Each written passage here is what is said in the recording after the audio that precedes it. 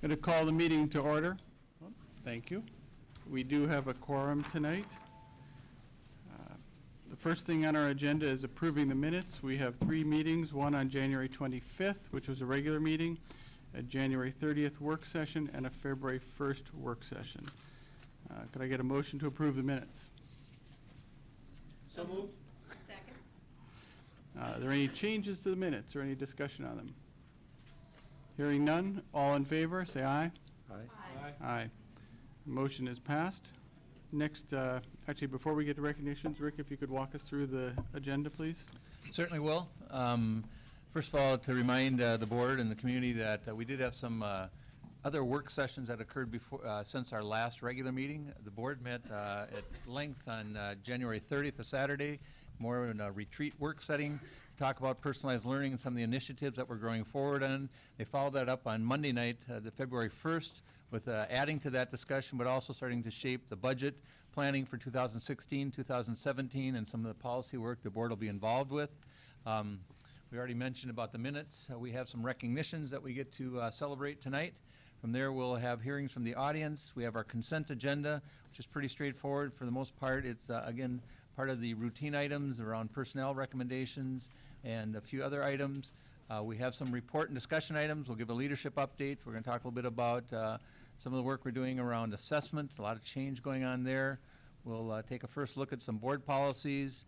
We do have a variety of action items that we're asking the board to act on tonight, including the early childhood recommendations. We have some capital projects. We're moving forward with the bidding process on a variety of projects, including the addition at the high school, which is a major project for us going forward. We have a joint agreement with the Edina boosters, and then again some policies that the board looked at in January that we'd be moving forward on. We do have one addition to the agenda for tonight, Mr. Chair. We would like to add as an action item under action items 7G, if we could have the 9th grade, 6th grade was it? We have a course change at Southview and Valley View Middle School, and that is included in the board packet tonight. The board also has an updated personnel recommendations that are included but would remain part of the consent agenda for tonight. Those would be the additions to the agenda tonight and an overview of the board agenda. So would those be 7H and I? So 7, H and I? I'm sorry, 7H. The personnel recommendations are still part of the consent. Okay. Sorry, 7H. Can I get a motion to amend the agenda to include those items? So moved. Second? Second. Any discussion? Hearing none, all in favor say aye. Aye. Aye. Any opposed? It's passed. The agenda has been modified. Next is recognitions. Well, we're going to start out with a repeat. Arvid Vavalui. Oh, did I try that again? Arvid. I always mess this up, don't I, Arvid? Valuvali. There we go. And his coach, who was part of the debate team, Andy Cherrier. So if those two could come up, we will do a little discussion recognition for the two of them. Arvid, front and center here. Second-time winner of the Lincoln Douglas Debate State Champion. So, talk a little bit about the season, but talk a little bit about going into knowing you're a repeat champion and people are looking, saying, is he going to do it again? Talk a little bit about the experience at the state competition. I think it was a little bit more pressure this time around because I'd won it before and I wanted to win it again. But at the same time, I feel like the act of winning itself was just, I guess, something that I kind of knew that I was going to do at the risk of sounding a little cocky. But yeah, that's basically how it went for me. And how about the year? How has it been for you? Did you see the experience being different than your junior year? And what are plans going forward as you look at this? I think the year itself was just kind of the standard debate year. You know, we did more of the same thing, and then, you know, come state tournament time, that was, you know, we were really just buckling down to get down to, you know, everything else that was going to occur. And then looking forward, I guess it's mostly over, but we have nationals in June, so I'm looking forward to that.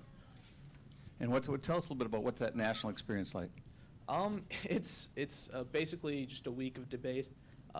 Last year it was in Dallas, Texas. This year it's going to be in Salt Lake City.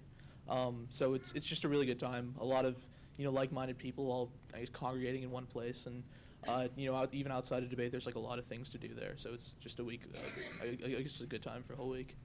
And so how is this going to influence, as you look to your future down the road, how's this, all the work you've done with debate and the work your coach and your team has provided you, what expertise, where do you think this is going to take you?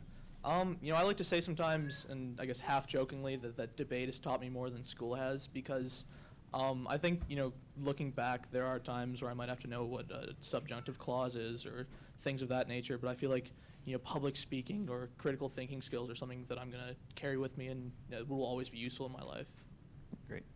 Coach, you've had just more than one great player on the team this year, the debate team. Talk a little bit about the whole experience your team's had, the success they've had throughout the year. You had a great state experience as well, and a great season. Talk a little bit to that if you could. Yeah, so this is my third year being here, and we had a good season. We had a couple interesting things happen to us this year. One was our school was named School of Excellence in Debate by the National Speech and Debate Association. So that's really like a true team championship kind of award at the national level. So of all schools in America that do debate, kind of in the top 20 of that.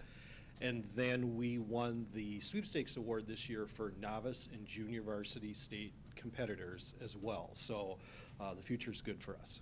Fantastic. We've got a recognition here and a picture. Coach, thanks for coming in. Arvid, thank you as well.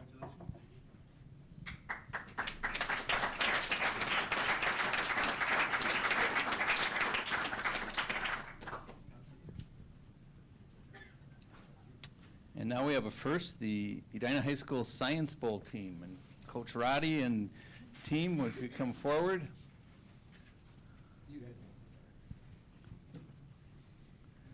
So this is a new championship, a new state championship. It's our first year. It was first year in the state, really. Second year we've done the competition. Second year, first year state champion. Coach, let's talk to you first a little bit about how did you get pulled into this and your interest in this? Megan right here was my student last year as a sophomore, and she came to me and said, I think that Edina should have a Science Bowl team. And so I said, I'll advise it if you pull it all together and do all the legwork. And that's So you're not much of a coach, is that what you're saying? I am admitting I am the advisor. I am the advisor. No, it's true. It's true. Last year, probably more coaching than this year a little bit, as we all had to figure out how to get our minds around how the competition worked. This year, Megan and a couple other returning students who unfortunately weren't able to be here tonight sort of took the lead of coaching the team and moving it forward for the second year. So talk a little bit about how the whole Science Bowl works and how it's set up and how it really is a team competition. Well, it's a quiz bowl competition that looks a lot like you see quiz bowl in TV shows and movies, and so with buzzers and everything, and rules about if you buzz in wrong, you can lose points just for buzzing at the wrong time or answering in the wrong way. But ultimately, the questions come in a variety of categories. So there's questions coming at us in math, physics, chemistry, life science, earth and space science, and energy, because it's sponsored by the Department of Energy, so that's one of their categories. And so the team of 4 plus an alternate need to be well-versed in all of those subjects, or as best as they can, not knowing what ratio of questions they're going to get in a given round. So part of the goal of putting a team together is balancing out the skill set in terms of what knowledge they bring to the table. So we had 2 teams, but this is the team A that was sort of the lead team, and then we had a second team that took 10th place at the state tournament. And so it's the same deal. We had to kind of balance out the players and figure out who should be on A and B based on their strengths. Well, and again, I know as coaches and advisors, busy life, and you take on one more thing, we appreciate that a lot for your work. I'm going to hand this down, so we'll start with you, Megan, and then we'll just go right down. But how about your grade, your name, obviously your grade, and then maybe your area of strength that you felt like you bring to the team, because each of you kind of have a little bit of a focus area. But why don't we do that as that first question? So my name is Megan Iyer, and I'm a junior at Edina High School. And I think my strengths were in biology as well as physics, and a little bit of math and chemistry as well. I'm Bobby Scalia. I'm a sophomore at Edina High School, and my strengths, I think, were earth science and then chemistry. I'm Matthew Zappa. I'm also a sophomore at Edina High School, and my strengths were probably earth science, some biology, and then maybe a bit of energy, I guess. Yeah. So this was your first year at the high school. What brought you to say this is something you'd like to be participating in? Well, it was the activities fair, and just looking around and saw Science Bowl and thought, I like science, And so that should be fun. I signed up and then, joined the team and all that. So what was that state competition like? I mean, you've never done Science Bowl before, and all of a sudden you're moving into the state competition. I'm sure you could feel the pressure of it all. How did you handle it? It was pretty fun. We got to the first, it was 7 hours or so. So we went through the first, 5 hours of just tournaments, doing pretty well. And we got to about the 5-hour mark, and then we got a headache on the team. Granola bars were getting handed out. And then we went up 2-0 in the finals, so we knew they had to beat us twice. We only had to win once, and then that took a lot of the pressure off. And it was a nice, fun final round. So here's the veteran on the team, right? Talk a little bit about how this experience compares to last year. Could you feel things are going in the right direction? And then also maybe talk a little bit about what you're expecting at the national level. Sure. So I think this year was a little bit different because last year we were an all-sophomore team, so we were still kind of lacking in some certain subject areas. So I think this year all of us had a lot more knowledge. And we also had Matthew and Bobby, who brought to the table a lot of expertise, and especially earth and space science, which was one of our biggest weaknesses last year. So we felt pretty good going forward. We didn't really want to have any expectations in the actual state competition because we knew there were actually some really, really strong teams. So as for the national competition, which is in Washington, D.C. at the end of April, again, there are going to be some extremely strong teams, so I think we're just going to go there for having a really good experience. The Department of Energy is sponsoring activities such as the night tour of the Smithsonian museums and some other activities, and then there's a divisional team challenge, which is a lab-based challenge. So we're given a problem in chemistry or biology, and we have to use our knowledge in that field to solve that problem. And then, of course, we'll go into the same round robin and double elimination rounds that we're used to. So there's some things that we are familiar with, but then there are also some new things that we don't really know what to expect.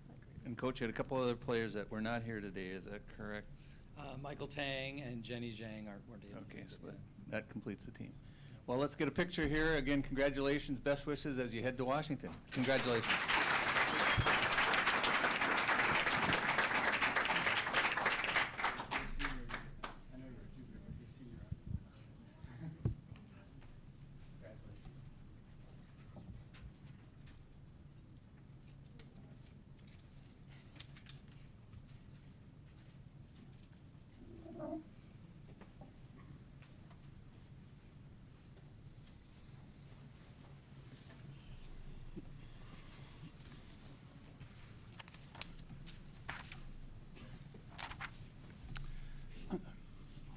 Next item is hearing from members of the community. We do welcome input from the members of the community. Our process is that requests have to be made prior to the meeting. I do have 4 requests. We do ask that your presentations be limited to 3 minutes. When you get to 3 minutes, I will ask you to wrap it up. Any public complaints about employees or school board members or district must be brought in writing and may not be brought as part of a public oral presentation. There will not be a board discussion on the issues that are presented, but you will get feedback from the superintendent after the meeting, not immediately after, but in due course. The first person is Mr. Dan McConnell. Mr. McConnell, could he please come up?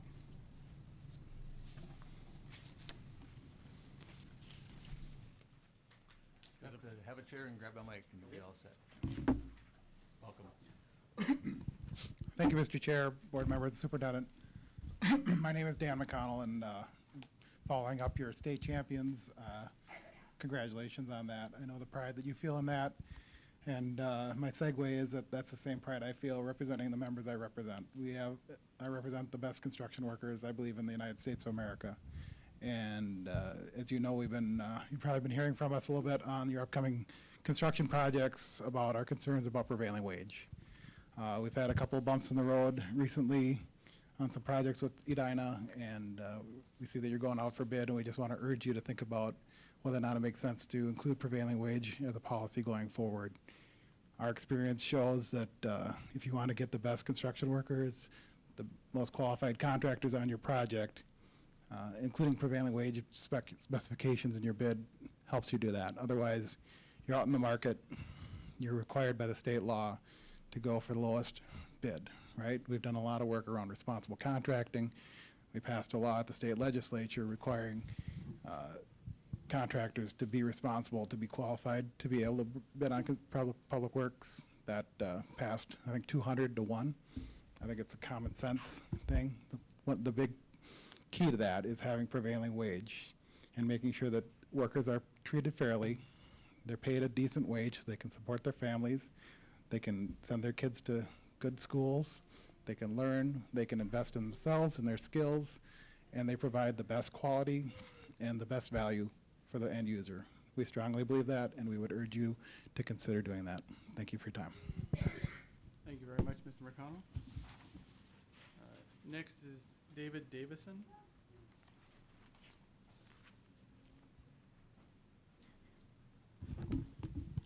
Yeah, I've been an Edina resident here for 30 years. My kids finished up in school about 15 years ago. I'm a physicist, and so I'm interested in the way the schools teach science, and I'm glad that we're seeing this sort of feedback that we saw today, that the students here seem to be doing really well in science.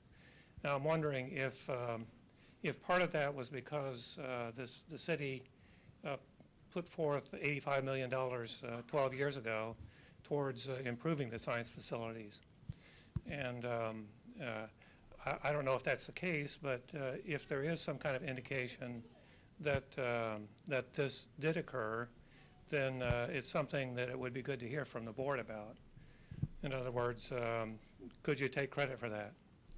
And in that regard, we've also invested another $125 million in the schools for the next few years, and you've got to ask yourself, well, what are going to be the outcomes of this investment?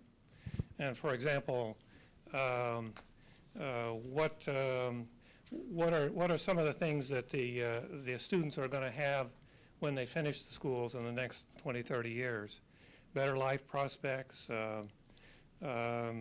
reduction in fossil fuel use or a contribution to that, adaptation to productivity gains with increased use of robotics. You know, this is something that's active here. And civil projects to repair damage by global warming and sea level changes. These are things we're going to see in the next few years. So the question is, can we look forward to our students being a part of that? And is there a way to say now, is there some kind of measures that we can put in place or that the school board could put in place so that in 10 years' time when the city's asked to put forth another referendum, that we will understand that there has been some outcomes that have been positive. Thank you for listening to me. Thank you. Thank you very much, Mr. Davidson. Next is Judy Randall.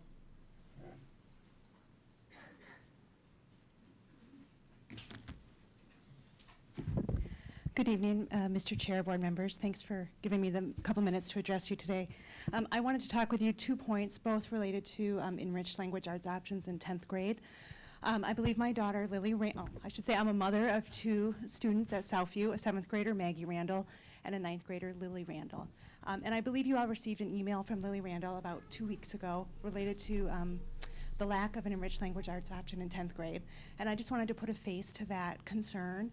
And I actually coincidentally think there might be some other 9th graders in the audience today. But I wanted to really urge you to think about a way to provide an enriched language arts option for 10th grade. I know it's hard to change the curriculum.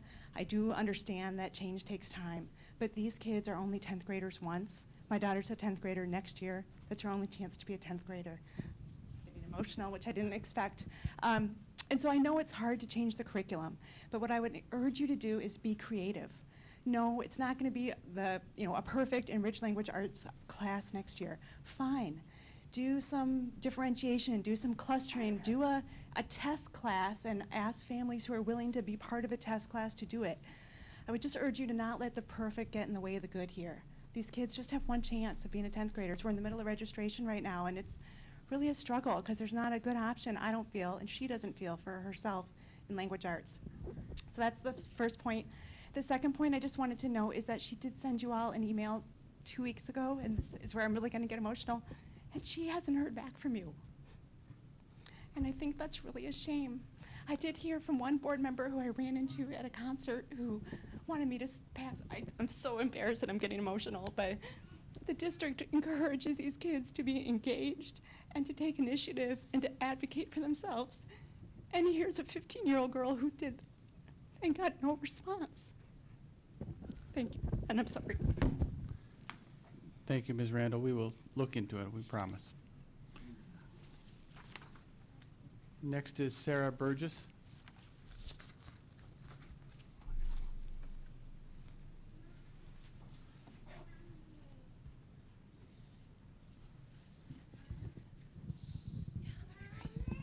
Good evening. My name is Sarah Burgess, and I'm the treasurer of the Edina ECFE PTO. Tonight I am speaking on behalf of our entire organization, which proudly and passionately serves the Edina Family Center community. Edina ECFE PTO members unanimously approved the letter we respectfully submitted electronically this afternoon. Our letter, from which I will be reading excerpts, comes as a response to the materials uploaded to the school board's website on February 19th regarding the 0 to 33-month programming recommendations you plan to act upon tonight.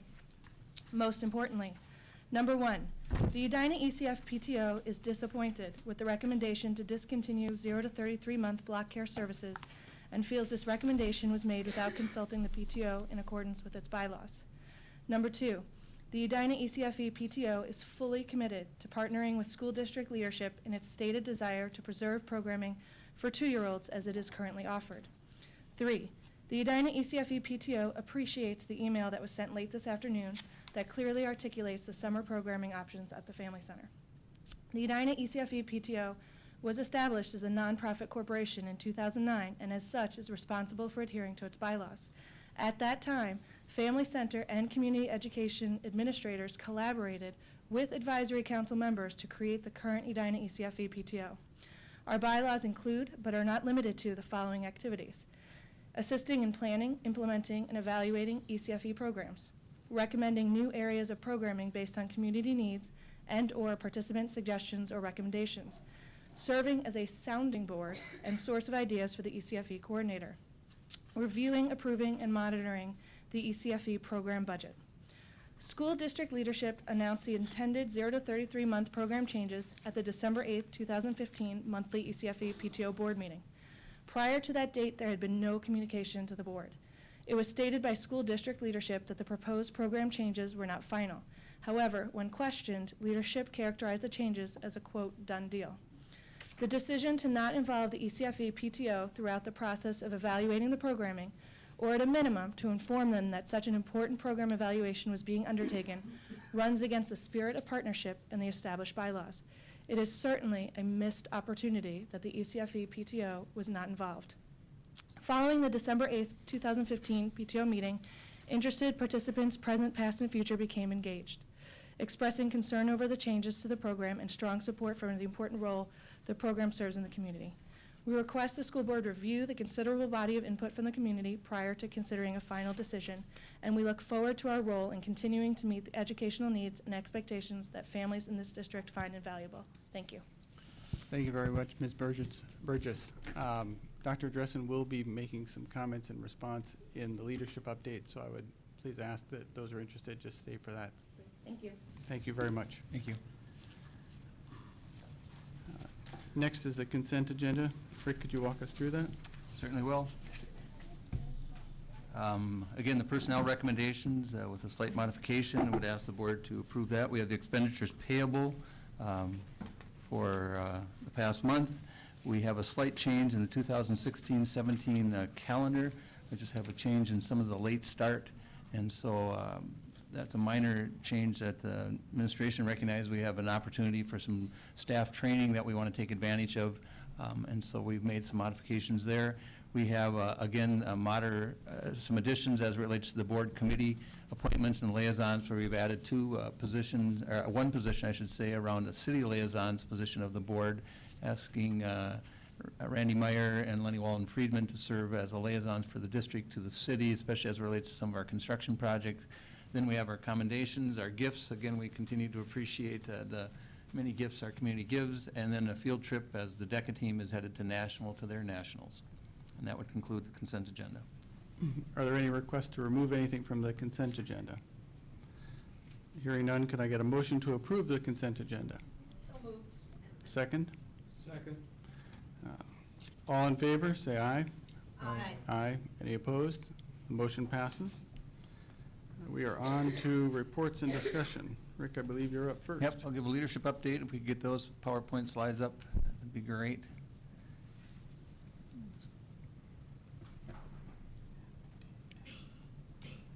While those are being brought up, I would just, again, as it relates to the comments around the science department, I think we do feel good about the work that our previous construction project brought forward. It was not only addition of science rooms, but we did a lot as it relates to our athletic facilities and our activities facility, our fight facility, as well as our performing arts.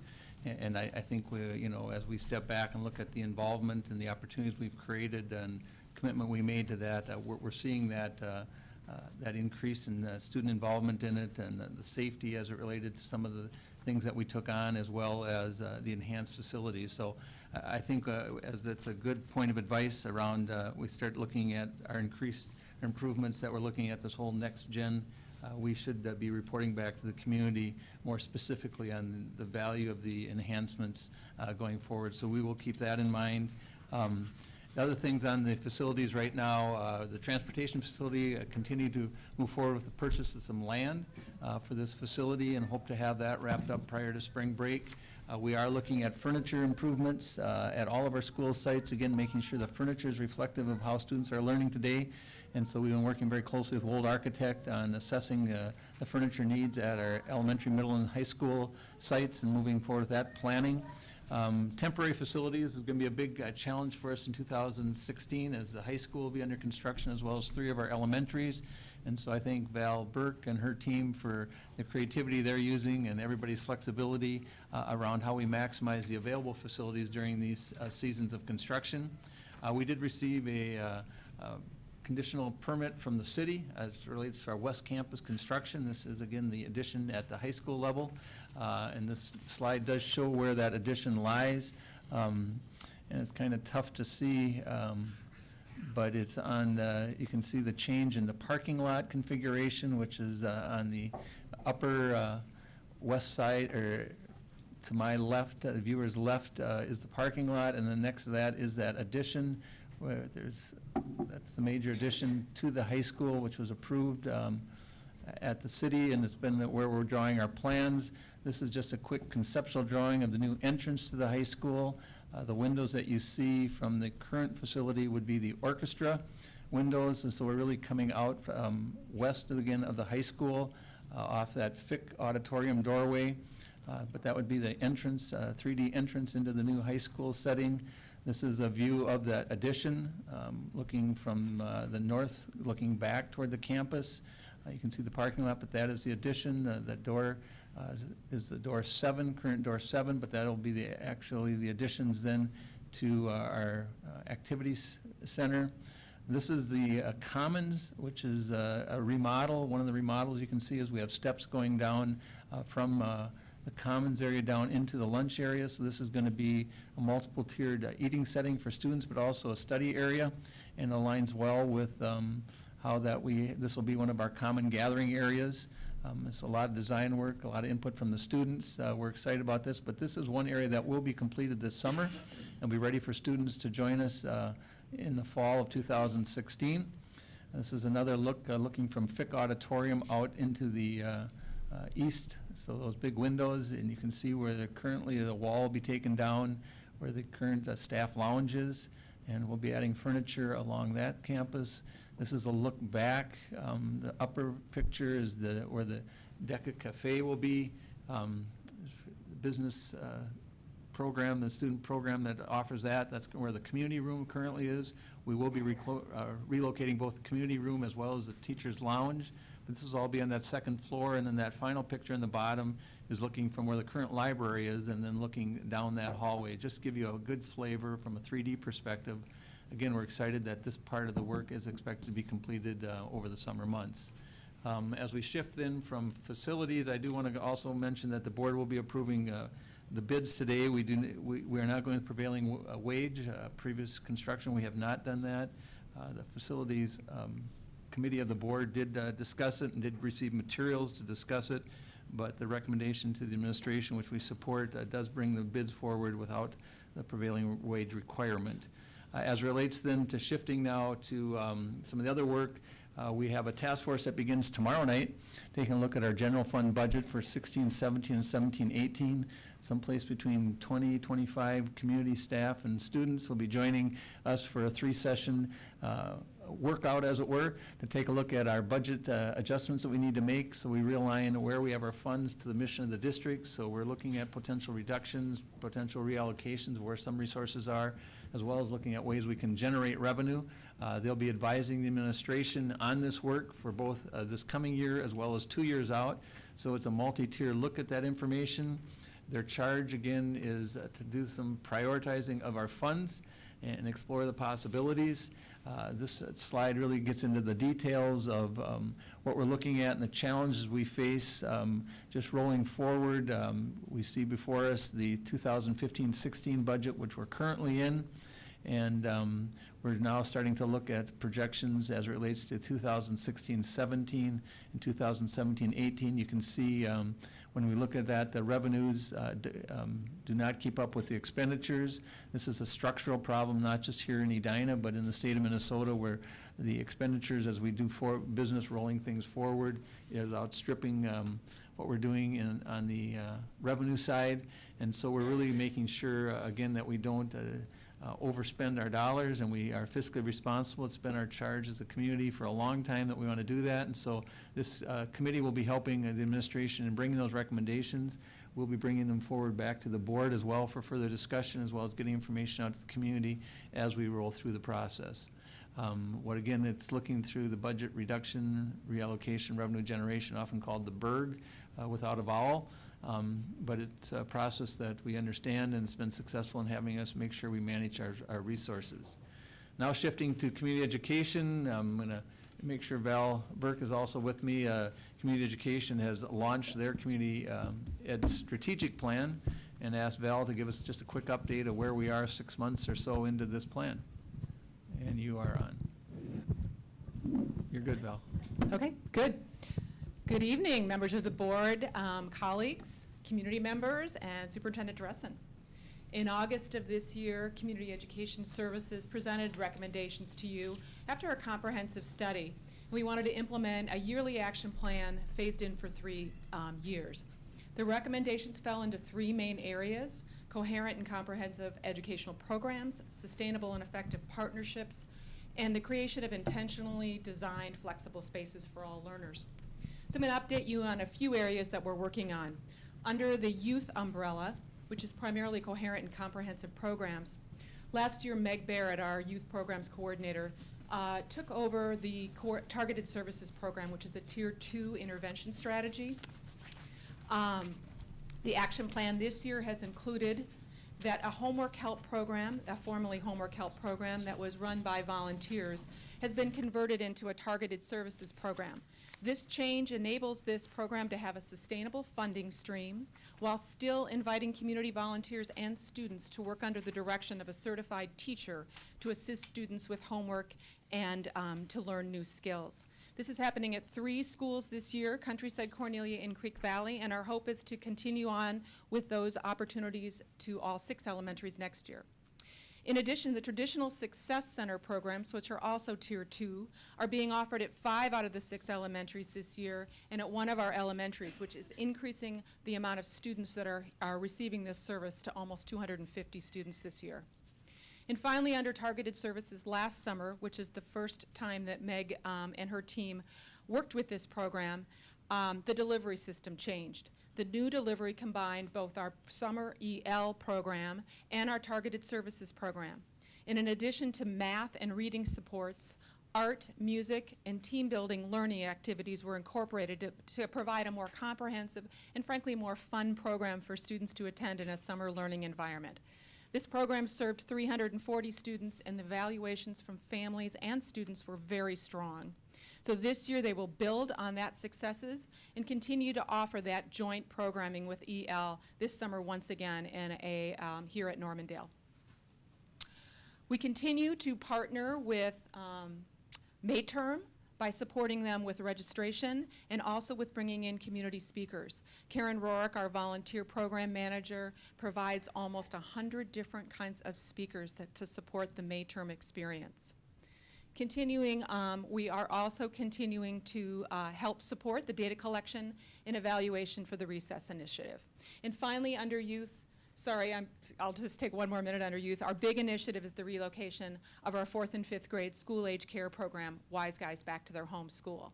This will happen in phases. For next year, Concord Countryside and Highland students will be relocating to their home schools since the construction at those schools will be complete. So we'll have a hybrid program with 3 schools being delivered comprehensively here and 3 schools back at their home schools. I would just like to say bravo to Meg and her staff, because it's been a lot of hard and heavy lifting to create new and these opportunities for students. Under our Learn, Serve, and Connect initiative, it's under volunteers. I wanted to update you. For the last 2 to 3 years, we've been working very intentionally to increase the amount of volunteers, community specifically, that are coming into our schools to support our students. Karen Rorick has worked with our PTOs and our building principals to set a foundation of how to collect that data in a more secure and accountable way. She's also doubled the amount of opportunities for both our youth and for our adults in our community, resulting in almost a 115% increase in volunteers specifically working one-on-one with students. And she's also been working hard at recruiting community volunteers that are reflective of our student population, increasing both the age diversity of the volunteers that are working with us and the ethnic diversity of our volunteers. She was really instrumental in partnering with the Chinese and the International Chinese Association and bringing in many different volunteers from their organization to help support our Chinese school on Saturdays and also the programming offered at high school. Adult-wise, our partnership with the community resulted in a very successful TEDx event. That partnership has resulted in both new programming and new instructors providing a spark to our adult programming. And our plan is to offer another TEDx event next year. In addition, we've launched, if you take a look as time permits, an adult volunteer newsletter, really hoping to capitalize on the synergies of giving opportunities to adults to both learn and serve with us. That's also resulted in probably about 250 hits to the newsletter, which for a first time out we're very excited about. Finally, I wanted to also say congratulations to Coordinator Seth Ryan, who began with us in July, and Lori Wilcox, who are working hard on collecting data to put together recommendations to update facilities management processes and policies that will support our new and improved facilities moving forward. It's a big undertaking, and it's an exciting one because we're going to have amazing facilities. In early education, we continue to partner with early education, special education, members of the Birth Through Grade 5 study and administration to develop a comprehensive and coherent birth through age 5 program for children and families. For next year, we are offering expanded hours for our preschoolers with enrichment options for families and expanded early childhood family education opportunities so we can continue to support families by delivering high-quality parent education. And finally, we're completing the recommendations for the Early Learning Center, giving us the ability to create flexible learning spaces for all our learners. So that's just a few highlights, but I wanted to just make sure that you knew at mid-year we're well on our way to completing our action plan goals for this year, and we look forward to continuing on with our recommendations. Any questions? Thank you, Val. Thank I you. will also add at this time that later tonight the administration will be recommending to the board a variety of recommendations as it relates to the 0 to 33 month recommendations, and later this spring we'll be coming back with our 0 to age 5, I should say, recommendations as it relates to early childhood.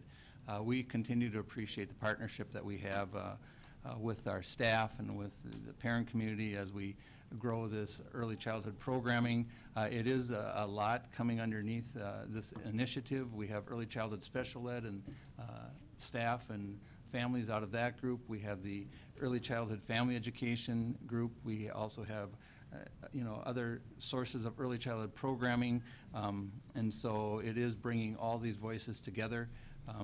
As it relates to the PTO, we are governed closely by the board policy 630, which talks about how we work with them and the role that they play for us in assisting us in reaching our goals and objectives and enhancing programs of students' needs.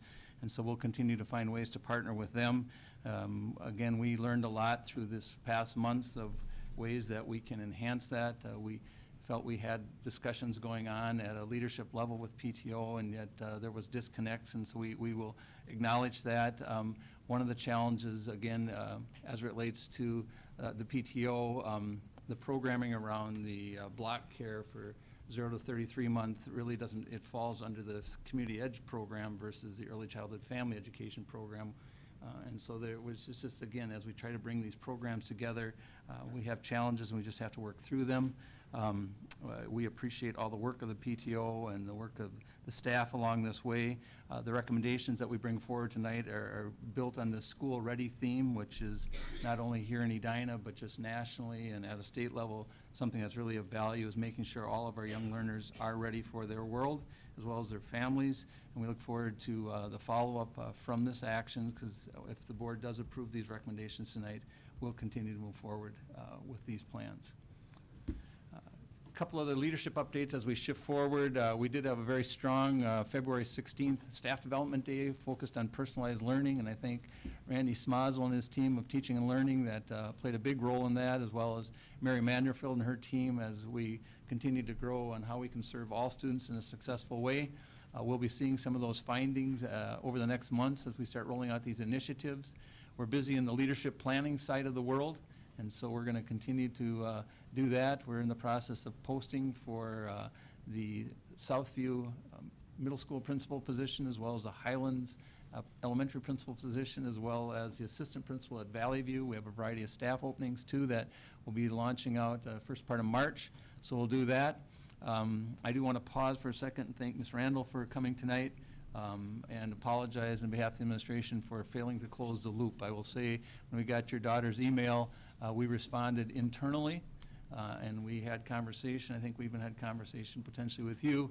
We failed to talk to the person that we should have talked to, and that's on me, and we will make that correction immediately. And I, again, apologize on behalf of the administration for that, but it was her email that got us all going. So unfortunately, we didn't validate that, and so we learn along the way here as well, and we will make sure we acknowledge that. But I want to share that ownership with Rick, though, too, that is shared as the clerk of the board. That is part of the responsibility that I take on. And just want to apologize as well to Lily and to you. But we do read all the emails. And sometimes part of that process means that we're trying to reflect and figure out how much can we share rather than thank you for your response, thank you for your email. And we did fail to get back to you with any meaningful depth. Oh, the journeys we get to go on. The Ed Fund celebrated its 20th anniversary today on a great event. We continue to appreciate the partnership that we have with the Ed Fund and the work of one of their major initiatives. Again, they're going to continue to support the Project Lead the Way, which is really a strong STEM approach to learning at our secondary level, but also now taking a look at maker spaces and that applied learning world that we're going to be growing into with this new initiative. And again, thank Randy Smazel and his team for the work on that leadership effort. But that would conclude the leadership update for tonight. Mr. Chair, if there's questions, I'd take them at this time. Any questions? Oh, yeah. Shiraki. Oh, I'm sorry, I've got one more slide for you. There it is. Thank you, Sarah. Shiraki Holly, one of our consultants that we consider a dear friend and a great teacher for us, is coming to our community on Thursday, March 3rd from 7 to 8:30 p.m. And I invite everybody here tonight, as well as the community, to join us. It's a conversation around the world is changing, how our state is changing, how our community is changing, and how we get to change with it, and how we become more fully responsive from that community standpoint of being culturally responsive to the world we live in. And so it's a great time for some discussion and learning as a community, and Shiraki's a great guide for us. He's out of Southern California, but is speaking nationally, and we're very fortunate to have him joining us on this evening. So if people can plan that, put that on their calendar, we'd love to have them attend. Again, it's at the Edina Performing Arts Center up at the high school arena. Now I'm done. Excellent. Thank you, Sarah. Okay, now do we have any questions? Okay. Next, we go to the guiding change plan for next generation assessment, grading, and reporting. Randy, are you coming up to center stage, or are you going to sit back there? I'll probably do it from here, sir. All right. So to move personalized learning forward, we have to clarify some things around standards-based assessing, grading, and reporting. We have had a lot of great success in Edina Public Schools, but not all learners are learning at high levels, and not all learners are always appropriately challenged. This guiding change document will set parameters around advancing our standards and competency-based educational model. In step 1 of this process, we want to make sure that we ensure standards are aligned to learner experiences. In step 2, we want to ensure that we have standards-based assessment practices in place. Step 3, we're going to grade and report based upon standards progress. And going through this process will help clarify the steps to systemic implementation. The format of the guiding change document presented to the board includes, on the left-hand column, a description of our context and reality and the why of this process or this mini-study. The results column on the right-hand side articulates the what and what we're trying to accomplish. And the middle column represents the not how or the unacceptable means and results. We have some information gaps on this document that we are completing and we'll have finalized prior to board approval in March. This is a dynamic document that has been changing as we've been presenting and talking with various groups. But we believe this is a document that sets out some of the major parameters for going about this process of reviewing how we assess, grade, and report based on standards.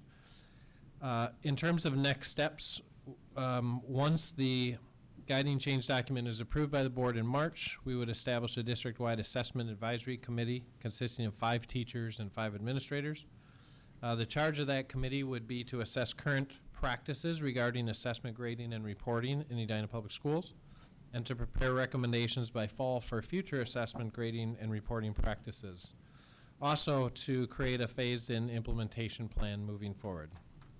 The resolution this evening is for discussion, so that is what we are considering. We are considering all relevant feedback to ensure we have a quality process moving forward. So at this time, we would like to open it up for questions or discussion on the part of the board regarding this guiding change document. Randy, could you explain for all of us in the audience, what does this change mean? What does this look like in the classroom? How is it different? So in many classrooms, we collect assignments from students, and those assignments are graded, and they're typically graded by adding together the values of points that are earned from those assignments. And as students complete assignments, they continue to earn points, and then those points equate to a grade. And the underlying assumption is that all of those assignments are aligned to the standards, and by completing the assignment work, the standards are being met. And so it's kind of it's not a direct link, but it's an indirect link to the standards. In a standards-based grading model, the standards are the outcomes, the grade is based upon proficiency of the standards, and then the pathways to those standards can vary. Sometimes they might be a consistent assignment, sometimes they might be a different assignment. So in practice in the classroom, it is about tracking progress specifically on the standards, not necessarily on a particular assignment.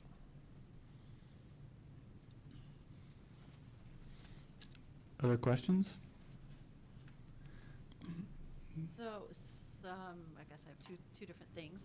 So how does this fit with personalized learning? And is this moving us towards maybe a personalized assessment? So personalized learning is really about assessing what students know and are able to do and what their proximal zone of development is, what they're ready for next. By state statute, we are supposed to teach the standards and students are supposed to learn the standards and we're supposed to assess those.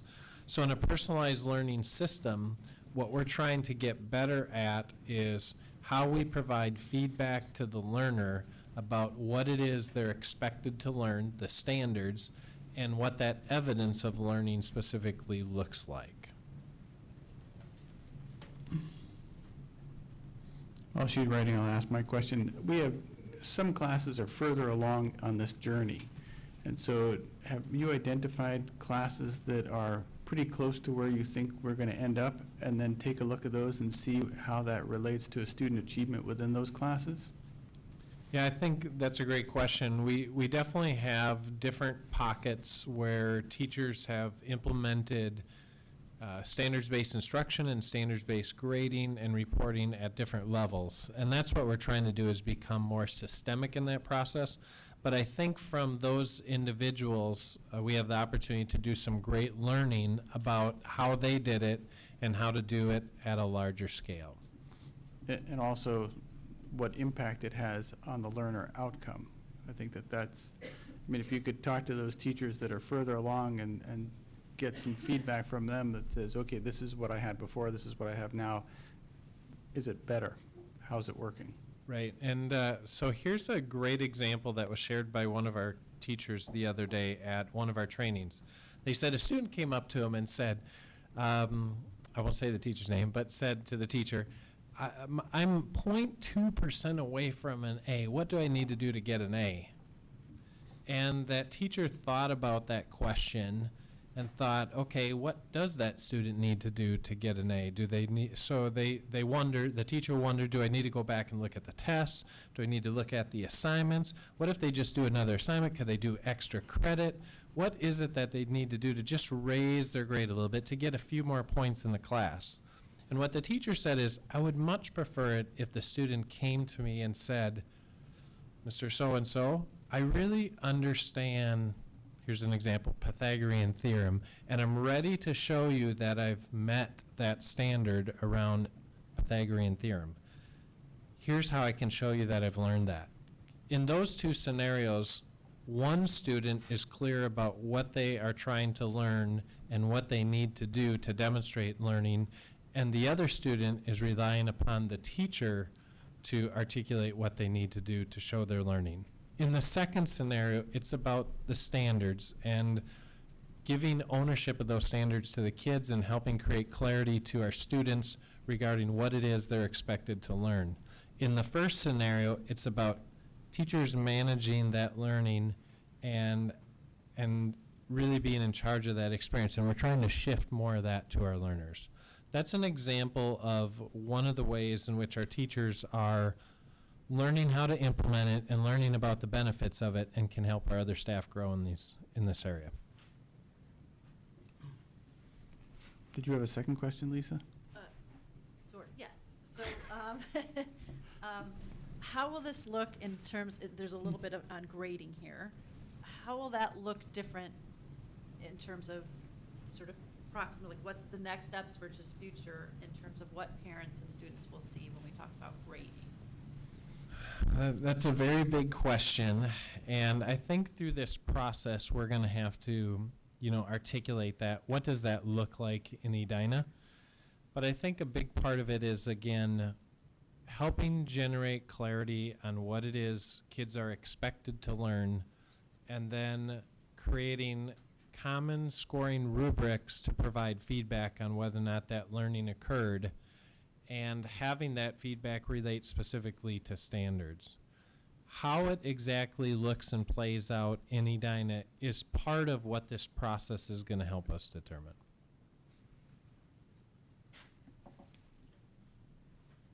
Just out of curiosity, Randy, are we rolling this out by subject, by grade? Are we starting at all levels? How are we thinking about that? Well, at the elementary level, much of the work that we do is reported by standard. And at the middle school level, many staff have said, hey, when are we going to do this? When are we going to be standards-based? Part of the charge of this committee will be to figure out, based on feedback and process, how to implement this and what are the next steps and where do we begin, and do we start with a cohort model and bring that cohort through under really a standards-based structure and system. So that will be part of the charge of this committee, is to help create that implementation plan. And one thing that occurs to me with the example of a student who wants to raise a grade is it sort of implies that nothing's over until the term is over, that retests are nonstop, and it sort of implies too, as we're standards-based, that there aren't so many grades hinging on homework turned in, keeping up with deadlines. You know, you almost have students who already might have test anxiety or who find it very difficult to settle for anything less than an A plus, right, a 4.0. So you got a 93 a month ago, keep that on your to-do list, and by the end of the term, your to-do list is huge. Is there thought to what that impact would be on students and what that would mean with our staffing model? We talked a bit about how, as we move to personalized learning, we need to consider the effect on staffing, but this retest throughout the term would have an even greater impact because the teacher's time is divided over all of the material for all of the kids at the end of the term.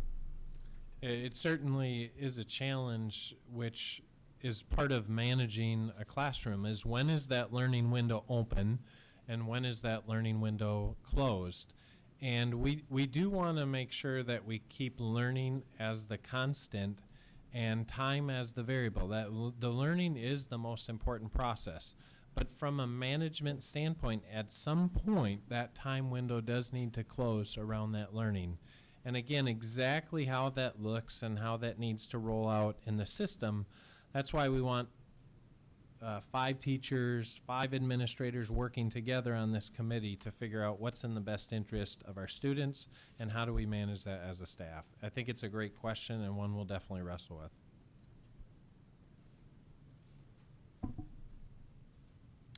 Any other questions? Not questions, and I think you just didn't get time to do this, but just in the context of the why, we mentioned that not all learners are learning at high levels, and there's data to be there.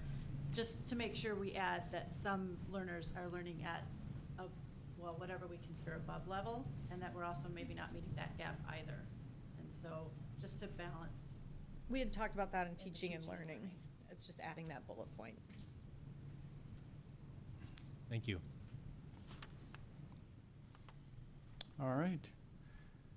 Thank you, Randy.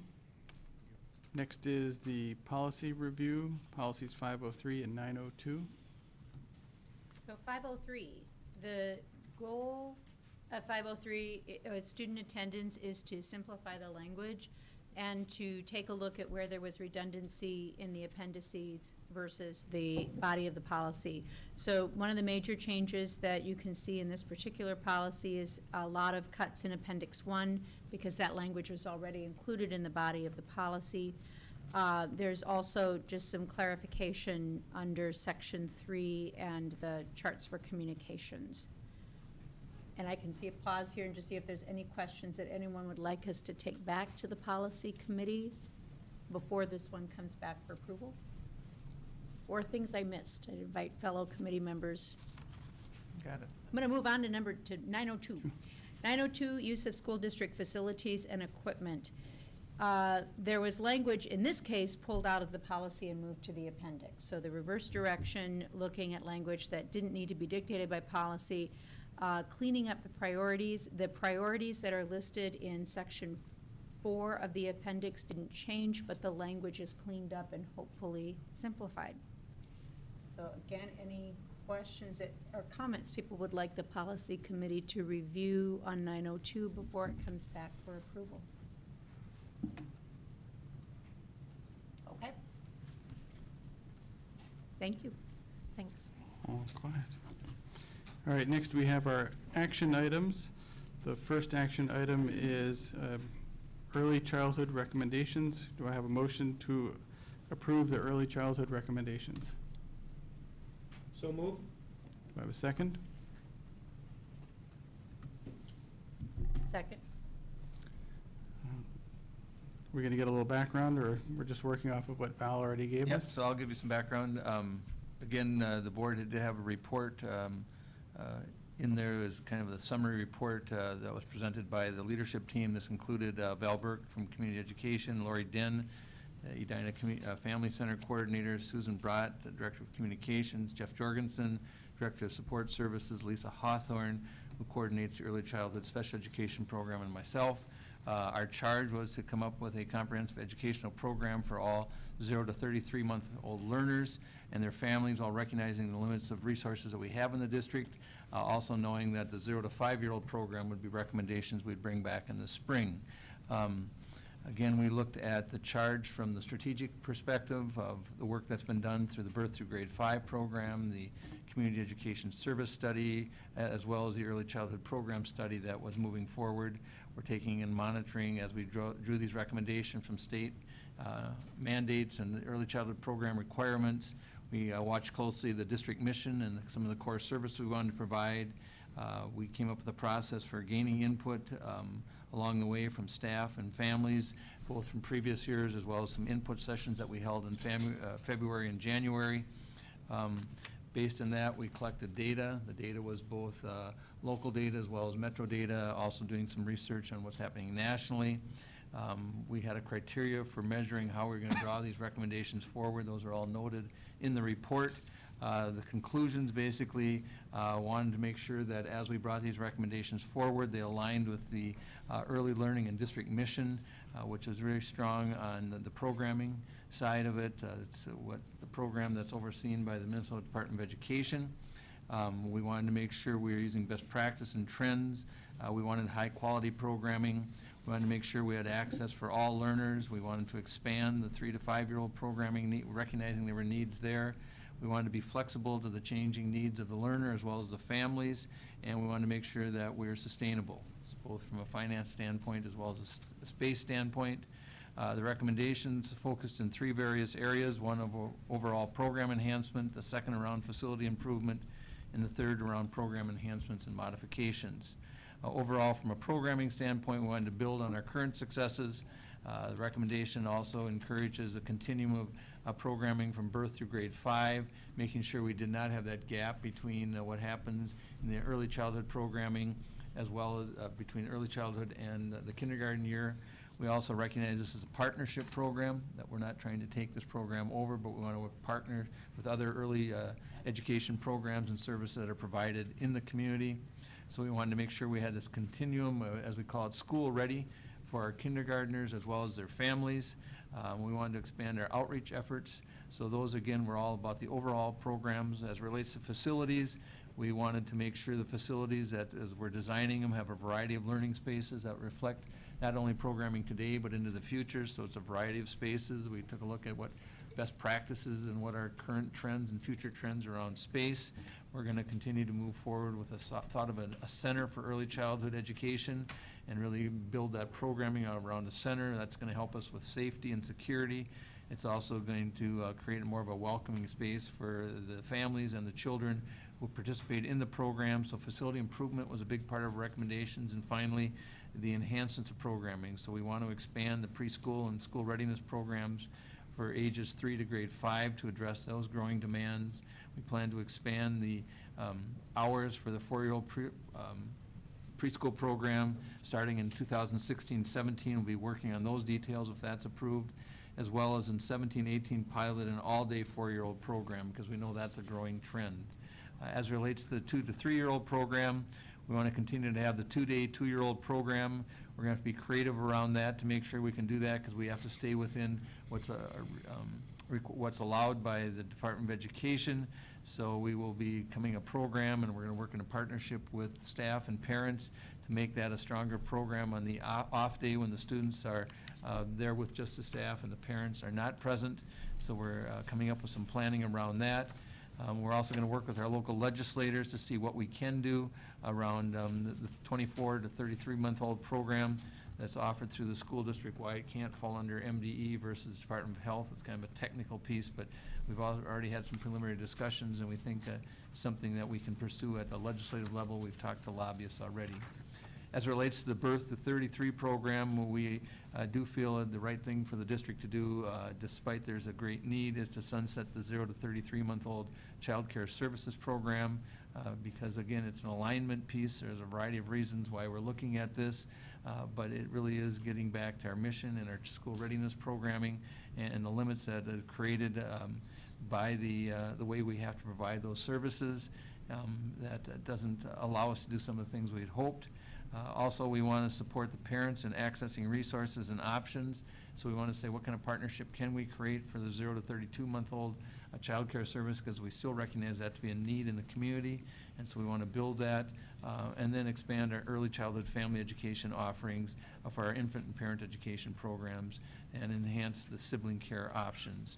Those are all spelled out in the document, but that's a quick overview of the recommendations and the background that we got to those recommendations. Again, this would be going for board action tonight. I would call on Val if there's anything else to add to that, but I think, or Susan. I just welcome questions if you have any. That's a pretty comprehensive report, but I'm happy to answer questions. We'll entertain questions at this time.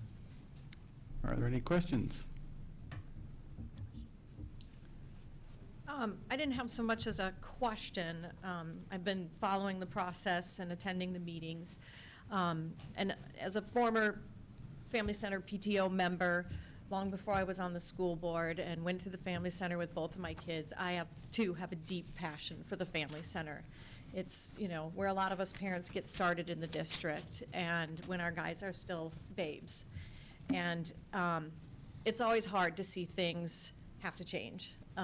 In this case, as I watched, my kids go through the program, the fact that Sib Care and Block Time were all in one place together with the same staff was this beautiful thing. And unfortunately, DHS now is telling us that that's not a possibility anymore. And I also had kids who went through the 2-day tube program and, believe strongly in that class. And, that the second day where the parents aren't there for parenting education was still a day of great value. And I do hope, and I'm glad to see that the administration is going to continue to work on that with the PTO to try to make sure that we have a viable option for these parents.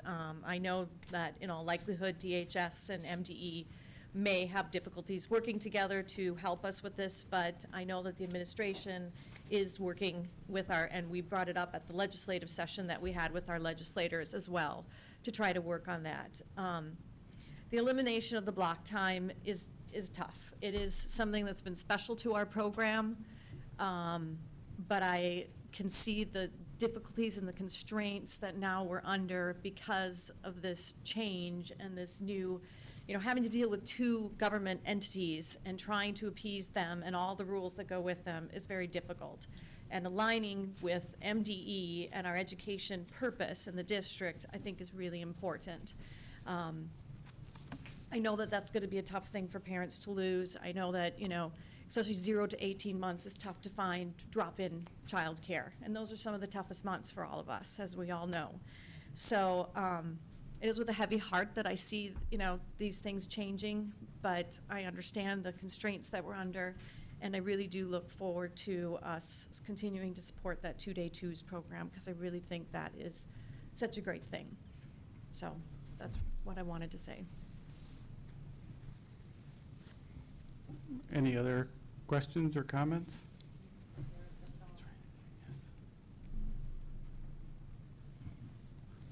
So one quick, this came before the board in December. You had all these meetings. Were there any changes that occurred in the proposal between December and today?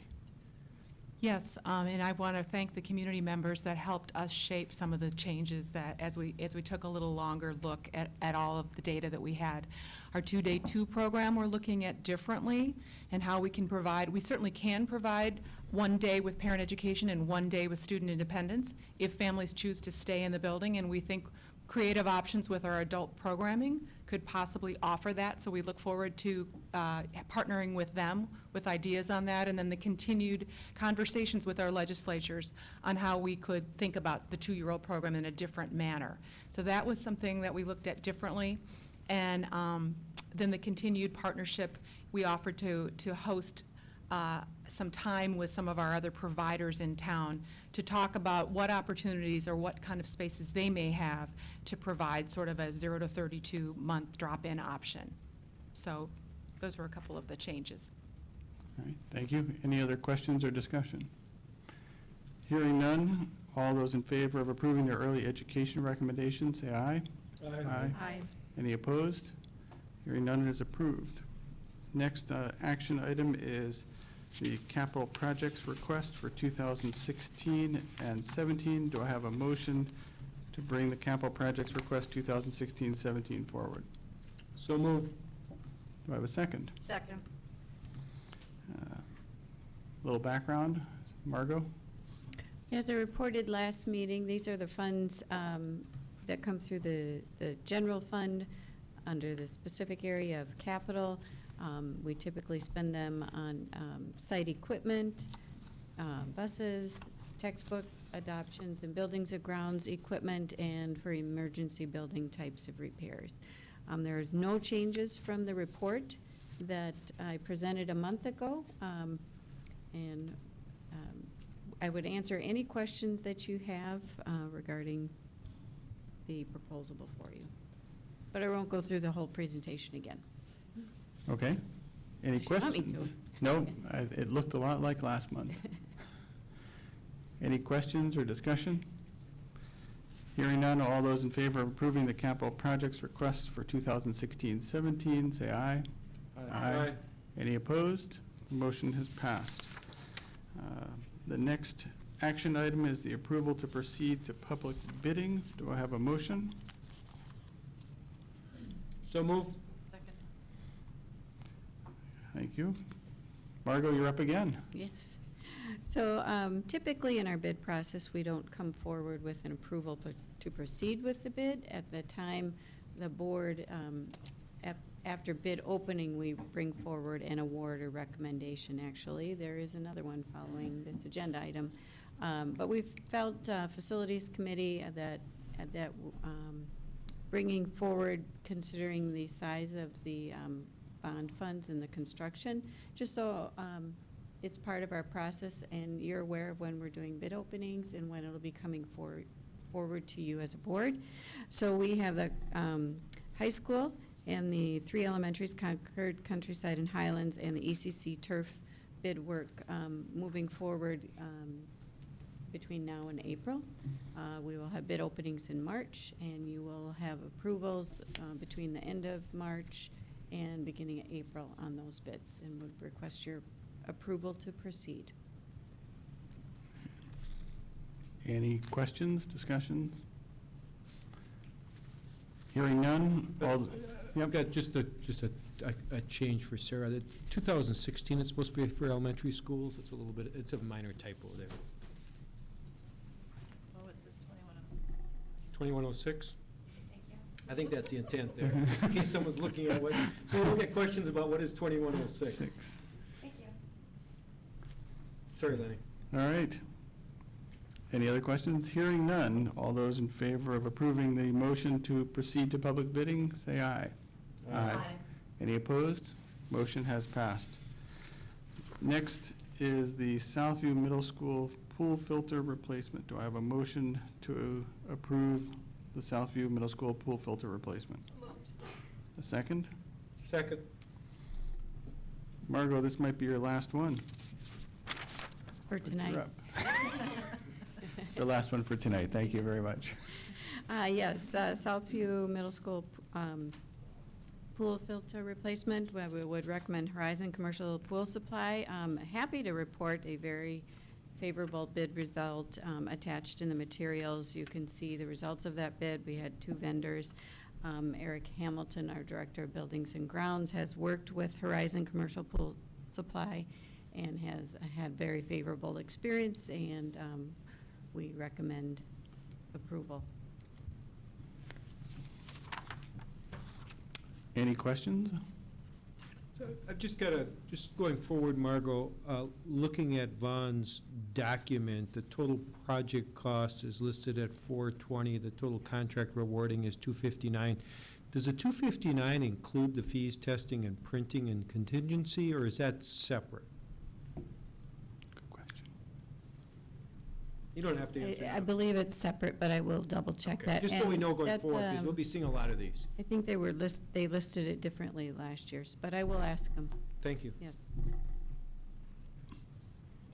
And you said that Wold was comfortable with this particular bidder? Yes, it's their recommendation and our recommendation as a district administration. Both were very comfortable. Any other questions? All those in favor of approving the Southview Middle School pool filter replacement bid, say aye. Aye. Aye. Any opposed? Motion passed. Next is acceptance of American Indian Education Parent Committee Resolution. Could I have a motion? So moved. Second. This one, Mary Mary Manderville. Good evening. Every school district that is 10 or more Native American students enrolled has to have a parent committee. I have met with a group of American Indian parents twice this year. We plan on meeting quarterly.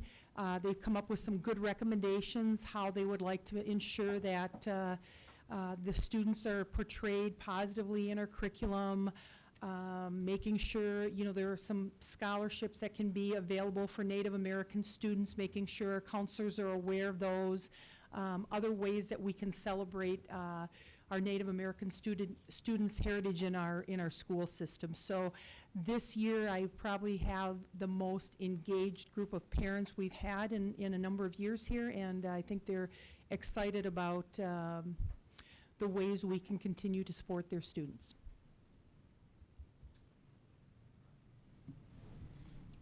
Thank you, Mary. Any questions or discussion? Hearing none, all those in favor of approving the acceptance of American Indian Education Parent Committee Resolution, say aye. Aye.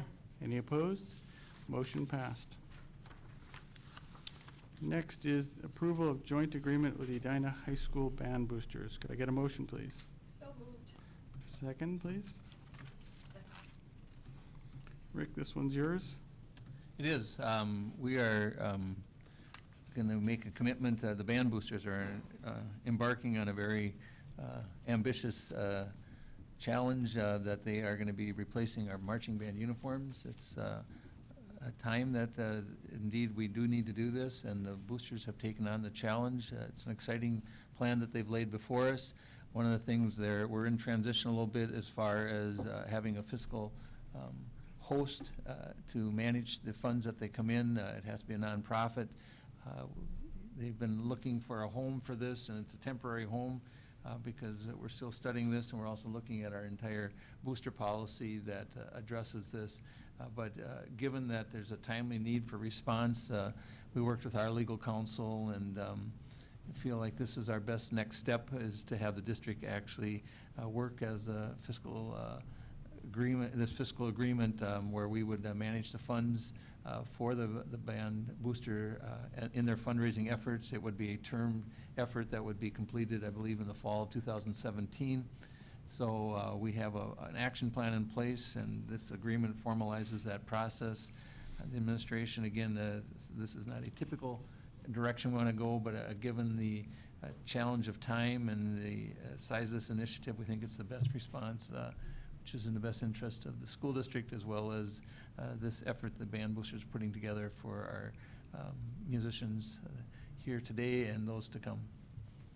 So, Mr. Chair, I just want to note that I will be abstaining from this vote because I am involved with the band boosters. Okay, thank you. Are there any questions or discussion items regarding this motion? Hearing none, all those in favor of approving the joint agreement with the Edina High School Band Boosters, say aye. Aye. Any opposed? Motion passed. Next item is the scheduled review of policy 619 and 905. We're going to keep those as separate motions. Can I get a motion on approving policy 619? So moved. Do I have a second? Second. Just a quick update on 619, since we last saw this policy at the December meeting. There is a minor change, and it's in section 3. The word balance has been taken out, and it just wants to, the goal for that is to clean up the consideration that does go into the classroom structure. Yeah. Great, thank you. Any questions or discussion? Hearing none, all those of approving the changes to policy 619, student assignment to teachers and classes, say aye. Aye. Any opposed? Motion passed. Next is the review of policy 905. Could I get a motion, please? So moved.